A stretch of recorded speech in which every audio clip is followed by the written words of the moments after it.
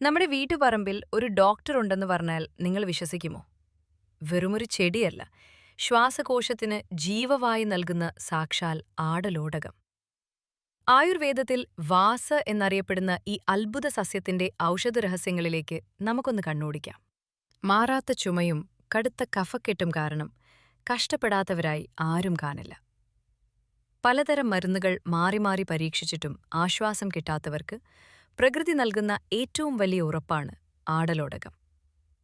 ഒരു സ്പൂൺ ആടലോടകത്തിന്റെ ഇലനീരും തുല്യ അളവിൽ തേനും ചേർത്ത് കഴിച്ചാൽ മതി. നെഞ്ചിൽ കട്ട പിടിച്ചു കിടക്കുന്ന കഫം അലിഞ്ഞു പോകുന്നത് നിങ്ങൾക്ക് നേരിട്ട് തിരിച്ചറിയാൻ സാധിക്കും. ഇത് വെറുമൊരു നാട്ടുവൈദ്യമോ പഴമക്കാരുടെ അറിവോ മാത്രമല്ല. ആധുനിക വൈദ്യശാസ്ത്രം പോലും ഈ ചെടിയുടെ ഔഷധഗുണങ്ങളെ അംഗീകരിച്ചിട്ടുണ്ട്.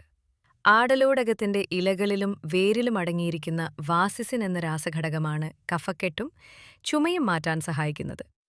ഇന്ന് നാം മെഡിക്കൽ ഷോപ്പുകളിൽ നിന്നും വാങ്ങുന്ന അസ്കോറിൽ, ആംബ്രോഡിൽ തുടങ്ങിയ പല പ്രശസ്തമായ കഫ് സിറപ്പുകളിലും അടങ്ങിയിരിക്കുന്ന ആംബ്രോക്സോൾ എന്ന ഘടകം യഥാർത്ഥത്തിൽ ആടലോടകത്തിലെ വാസിസിൻ എന്ന ഘടകത്തിന്റെ പരിഷ്കരിച്ച രൂപമാണ്.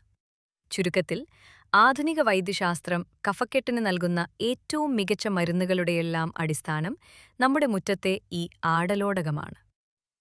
ആടലോടകം എന്ന് കേൾക്കുമ്പോൾ പലരുടെയും മനസ്സിൽ വരുന്നത് ചുമയും കഫക്കെട്ടും മാത്രമാണ്. എന്നാൽ ശ്വാസകോശത്തെ സംരക്ഷിക്കുന്നതിനു പുറമെ അത്ഭുതകരമായ മറ്റു പല ഗുണങ്ങളും ഈ ചെടിക്കുണ്ട്. ഒന്നാമതായി, ഇത് ശരീരത്തിലെ രക്തം ശുദ്ധീകരിക്കാൻ സഹായിക്കുന്ന മികച്ചൊരു ഔഷധമാണ്. മൂക്കിലൂടെയുള്ള രക്തസ്രാവം തടയാനും ചൊറിച്ചിലും പാടുകളും പോലുള്ള ചർമ്മരോഗങ്ങൾ ഭേദമാക്കാനും ആടലോടകത്തിന് സവിശേഷമായ കഴിവുണ്ട്. ഇലകൾ മാത്രമല്ല, ആടലോടകത്തിന്റെ വേരും പൂവും ഔഷധയോഗ്യമാണ്.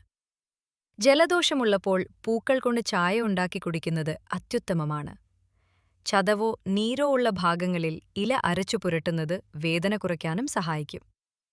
പ്രമേഹം നിയന്ത്രിക്കാൻ ആടലോടകത്തിന്റെ ഇലനീരും നെല്ലിക്കാനീരും ചേർത്ത് കഴിക്കുന്നത് പുതിയ പഠനങ്ങൾ ശരിവയ്ക്കുന്നു.